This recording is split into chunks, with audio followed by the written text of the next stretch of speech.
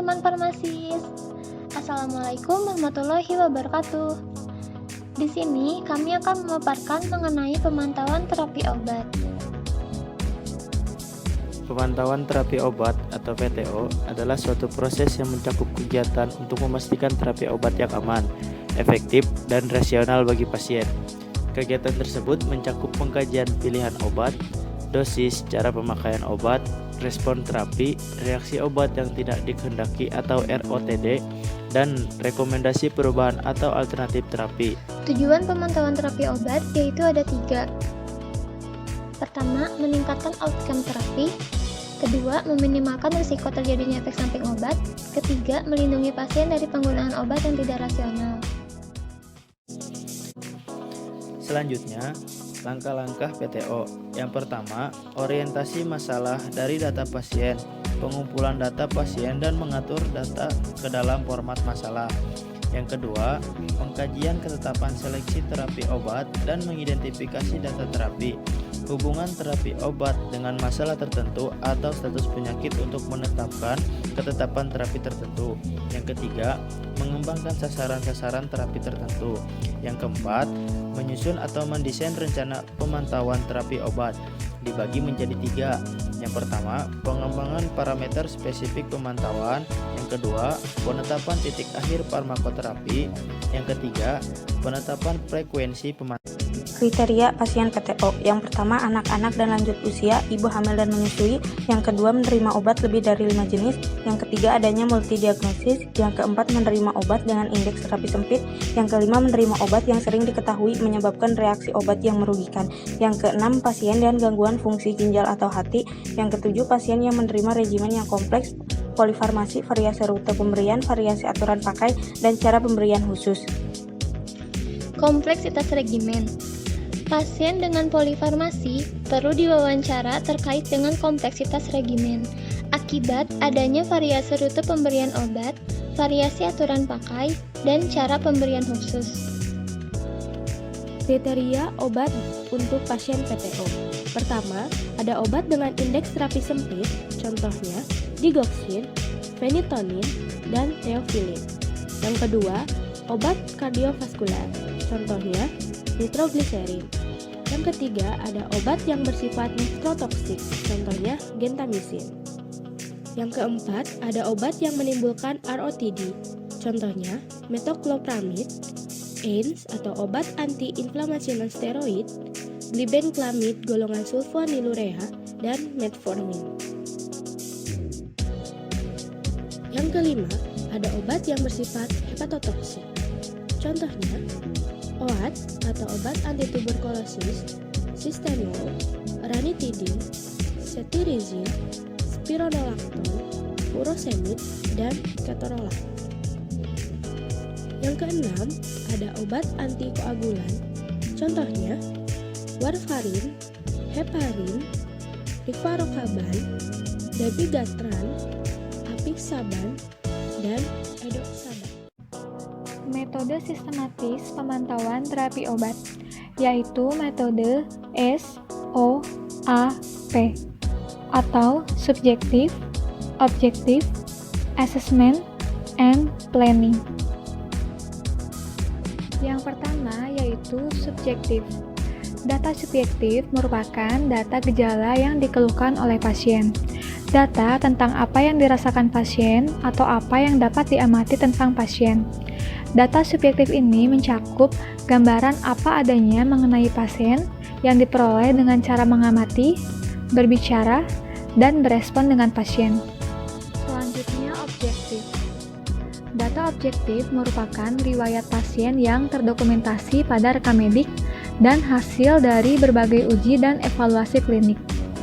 Tanda objektif ini mencakup tanda vital seperti tekanan darah, suhu tubuh, denyut nadi, dan kecepatan pernapasan. Lalu hasil pemeriksaan fisik, pemeriksaan laboratorium, pemeriksaan diagnostik, dan hasil penunjang lain seperti radiografi, CT scan, ECG, EKG, dan fototoraks. Assessment Berdasarkan data subjektif dan objektif, dilakukan analisis untuk menilai keberhasilan terapi, mengidentifikasi efek yang tidak diinginkan dan adanya masalah terkait drug problem, baik yang bersifat aktual maupun potensial. Menginterpretasikan data subjektif dan objektif bertujuan untuk satu, mengembangkan rekomendasi terapi, mengikuti atau memonitor respon terhadap suatu terapi, mencatat adanya adverse drug reaction, diamati apakah suatu masalah disebabkan karena obat atau tidak, dan yang terakhir diamati apakah terapi obat akan dibutuhkan atau cukup dengan terapi farmakologi. Asesmen yang dilakukan. Jika pasien sudah menerima terapi, harus dievaluasi ketepatannya meliputi 1. Apakah semua macam obat dalam terapi memang dibutuhkan? Yang kedua, apakah terdapat adanya duplikasi atau polifarmasi?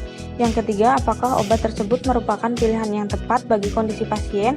Diamati dari usia, fungsi hati dan ginjal, alergi, serta faktor. Yang keempat, apakah bentuk sediaan dan cara pemberiannya sudah tepat? Yang kelima, apakah jadwal pemberian sudah tepat? Yang keenam, apakah durasi penggunaan obat sudah tepat? Yang ketujuh, jika pasien menerima terapi, harus dimonitor hasil terapinya dan diputuskan apakah respon terhadap terapi sudah tepat atau tidak. Yang kedelapan, ketidakpatuhan pasien terhadap terapi dapat menyebabkan kegagalan dan harus diatasi. Yang kesembilan, amati adanya interaksi obat dan drug-related problems. Plan. Setelah dilakukan SOA, kemudian menyusun rencana yang dapat dilakukan untuk menyelesaikan masalah terhadap pasien, yaitu merekomendasikan alternatif terapi, menghentikan pemberian obat, memodifikasi dosis atau interval pemberian, merubah rute pemberian, mengedukasi pasien, merekomendasikan pemeriksaan laboratorium, merekomendasikan perubahan pola makan atau penggunaan nutrisi parenteral atau enteral, merekomendasikan pemeriksaan parameter pemantauan terapi obat. Perlu diketahui, untuk mencapai terapi obat yang maksimal dan tepat pada pasien, pemantauan terapi obat atau PTO perlu dilakukan identifikasi seperti efek samping, indikasi, kontraindikasi, dosis, dan interaksi. Efek samping menurut Departemen Kesehatan RI tahun 2007 merupakan setiap respon obat yang merugikan dan tidak diharapkan yang terjadi karena penggunaan obat dengan dosis atau takaran normal pada manusia untuk tujuan profilaksis, diagnosis, dan terapi. Indikasi obat. Yang pertama, indikasi adalah suatu keadaan atau kondisi penyakit di mana obat perlu digunakan. Yang kedua, indikasi adalah kegunaan suatu obat pada kondisi penyakit tertentu. Dosis merupakan takaran dari suatu obat yang dapat memberikan efek farmakologis atau khasiat yang diinginkan. Penentuan dosis harus diperhatikan dengan menggunakan alat standar seperti alat untuk membelah tablet, fluid atau sendok khusus, gelas ukur. Obat cair harus dilengkapi dengan alat tetes.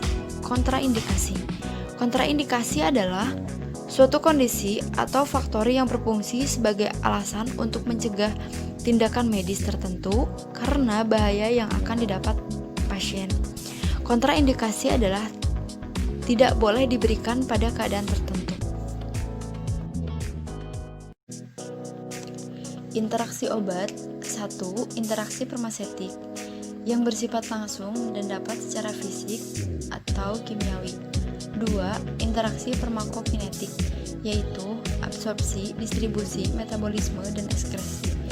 Interaksi obat secara farmakokinetik terjadi pada obat yang tidak dapat dieksvaporasikan, tidak berlaku untuk obat lain meskipun masih dalam satu kelas terapi.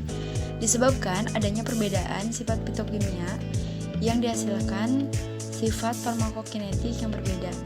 3. Interaksi farmakodinamik, yaitu interaksi antar obat yang bekerja pada sistem reseptor, tempat kerja atau sistem farmakologi yang sama sehingga terjadi efek yang aditif, sinergitik, dan antagonistik tanpa ada perubahan kadar plasma ataupun profil farmakokinetik lainnya. Formulir pasien PTO. Yang pertama ada data pasien, kemudian keluhan utama, riwayat penyakit sekarang, riwayat penyakit terdahulu, riwayat keluarga, riwayat sosial, riwayat penggunaan obat, kemudian hasil pemeriksaan fisik, hasil pemeriksaan laboratorium, hasil pemeriksaan diagnosis, hasil pemeriksaan mikrobiologi, diagnosis, dan yang terakhir adalah penggunaan obat saat ini. Berikut adalah daftar pustaka yang kami gunakan.